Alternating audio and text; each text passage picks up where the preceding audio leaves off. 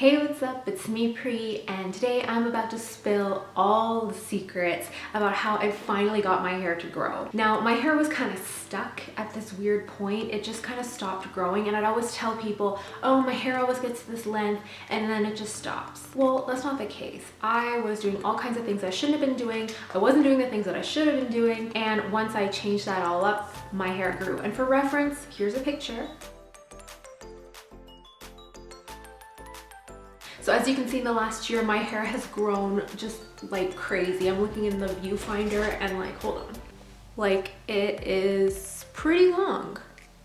And yes, I am in pajamas and an old Chucky shirt because, I'm sorry, I'm in pajamas, I am. Okay, here it is.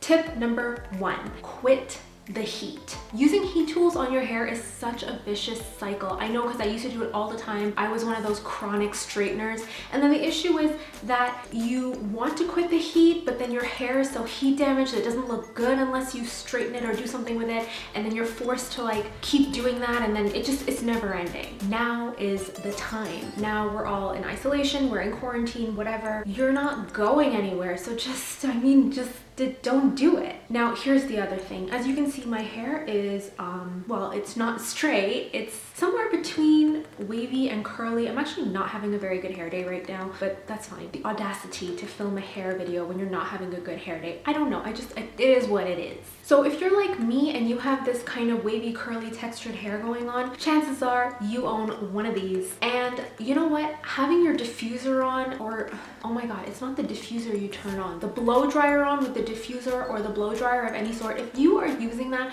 on full blast and high heat and holding it on your hair for like 30 minutes to get it dry, especially when you have as much hair as I do, it takes a really long time. That's not much better than using the straightener or the curling iron. I'm just saying. So since we're all in isolation, let's just take a break from the heat. Now what I do, because I do have a lot of hair and I do style it wet, so I don't like to walk around the house with wet hair. So what I do is I style it, I scrunch out as much water as I can with a, what is it called? Microfiber? Is it a microfiber towel?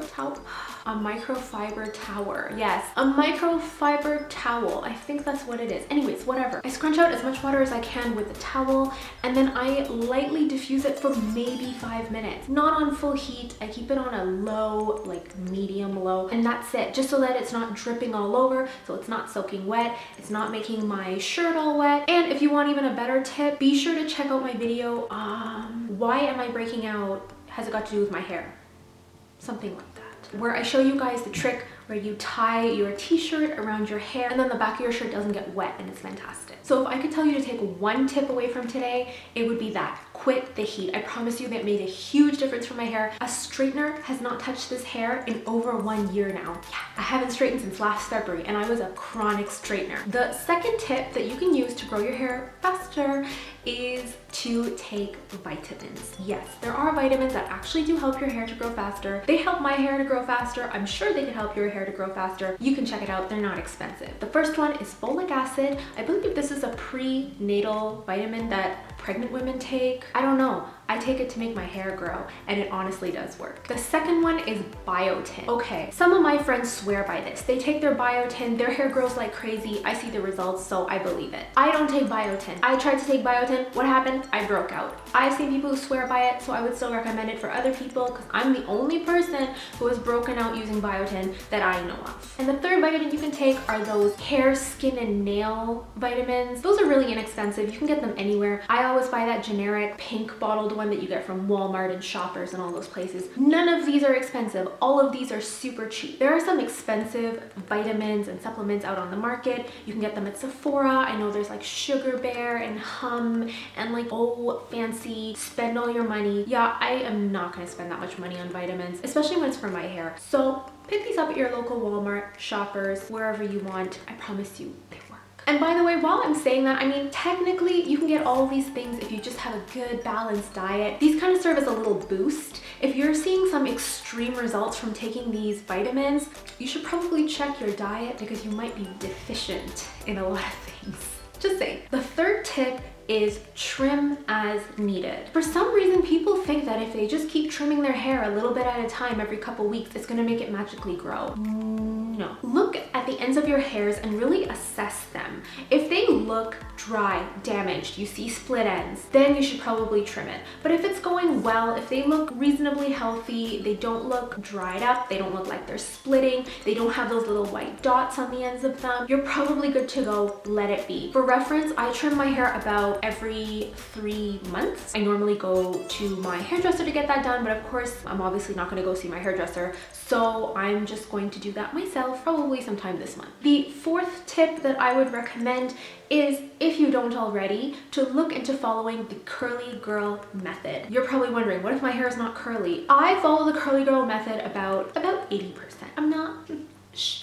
I'm not super good at following it. I just do some of it as it suits me. The curly girl method suggests that you don't use sulfates, silicones, certain drying alcohols, parabens. There's a whole list of things that aren't great for your hair, probably stripping your hair, drying it out, just in general not doing fantastic things for it. Try out the curly girl method in terms of their product suggestions. The rest of it, sometimes I find it a little too much for me, but I do follow the product recommendations. My favorite right now is Maui Moisture. I absolutely love that line. I use their shampoo, conditioner, and deep conditioner. I absolutely love it. And my hair is kind of on the low porosity side, which means that I can't take too much heavy product, and Maui Moisture seems to work for me. They also make a lot of recommendations on styling products, so how to avoid those silicones and parabens and certain types of waxes and get them all out of your hair products too. So I think that that made a huge difference for me, because I have been following the curly girl method for about maybe 8 months now, and I've seen a really big difference in my hair. So if you haven't heard of it, check it out, see what products you can be using, and maybe make the switch. Okay, so my fifth tip is to skip the stylers. Here we are again, all in isolation, in quarantine. I personally haven't been using a lot of styling products since I've been in isolation, because what's the point? Here's the thing with styling products, because I usually on a regular basis, when I was going to work and going out and stuff like that, I would use a ton of styling products. And then here's the thing, you get all this buildup, and then you have to clarify, and if you clarify, you have to deep condition, and it's just kind of nice to give your hair and your scalp a break. Just give it a break, let it be free. If you feel like you really need to use styling products, if you're like me, your hair is kind of wild, try a flaxseed or a chia seed gel. These are really easy to make. I personally don't make them. I'm lazy. It kind of seems like a pain. I did it one time. I was like, not for me. But you can definitely buy them if you're lazy like me. I buy mine from a company called Frise Frise. They are Canadian. My hair absolutely loves it. It's full of omega-3s, which are really great for your hair, lots of healthy oils. So if you feel like styling, opt for something a little more natural, a little better, and something that your hair is actually going to be nourished by. My sixth tip, go longer between wash days. Okay, so for now, if you're waiting like 2 days between wash days, try and just add 1 more day. Extend that, 3 days. Especially if you're not using stylers, this is a really great opportunity to try and stretch those wash days a little longer. You're probably going to find that with less product in your hair, you just won't need to wash it as much. If you're a dry hair person like me, this is not going to be very difficult, because when your hair is dry, it's not getting greasy, and there's just not as much need to keep washing it. If you're a little more oily hair, you can definitely try a what is that called? A dry shampoo. That's right.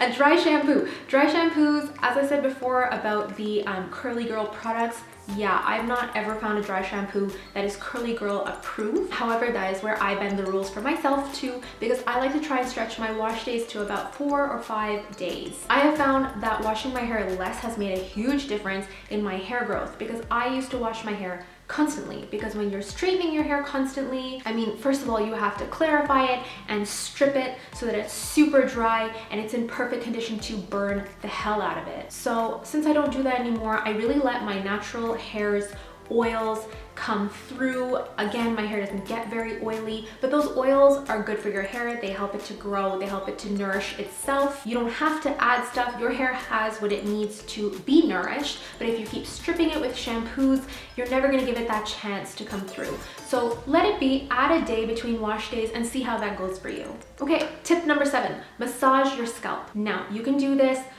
with oil. You can do this without oil. I generally do this without oil because oftentimes I'm just sitting on the couch watching some TV or something, and I will just give myself a little scalp massage. 4 or 5 minutes is more than enough. This is really good for improving circulation in your scalp, and that really helps your hair to grow. It promotes hair growth. There are all kinds of tools you can use to massage your scalp. I find these are the best tools. I just wouldn't bother getting all those fancy tools and stuff unless you really feel like it, but I find that just massaging my scalp with my hands works perfectly well. Tip number 8 is something that I use from time to time, and it is called the inversion method. Basically what this is that you kind of hang upside down, say over the edge of your bed, so that your head is hanging off the edge of the bed upside down. This kind of causes some blood to sort of rush to your head, and then while you're in that position, you massage your scalp for about 5 to 10 minutes. You can technically do this 1 week per month, and it's not recommended that you do this while you're on your period if you're a woman, but I have done this.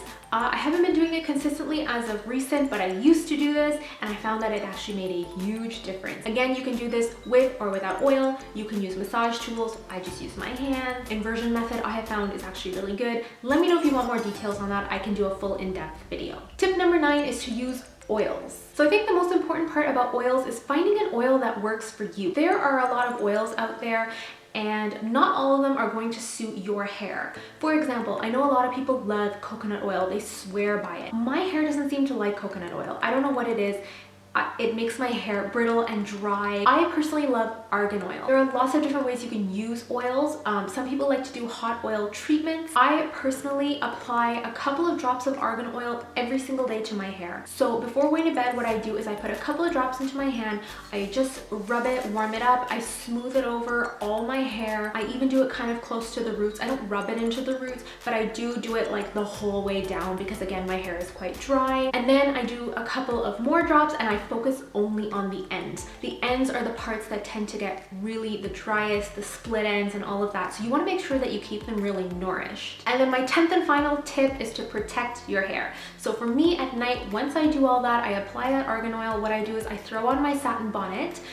Yes, it is the one from my company. I will link it down below if you're interested. But basically what that does is really retains the moisture. Plus it really protects your hair from getting frizzy. It protects it from breakage that's caused by friction of your hair on the pillow. I even actually wear my bonnet when I'm just like chilling on the couch because I don't like when my hair just rubs up all over the couch. I don't like the frizz it causes. It can cause breakage as well. But just in general, making sure to use protective styles. So for me, as soon as I come home, I always do something with my hair. I don't leave it open because when it's open, it's prone to getting more dry, more frizzy, especially if you have the heat running in your house or the AC. You really want to keep your hair protected as much as possible. Some people like to do braids. Other people like to do buns, whatever it is. I like to use my bonnet most of the time because with my hair, with the texture it has, if I put it in a bun or a braid, it just kind of ruins it.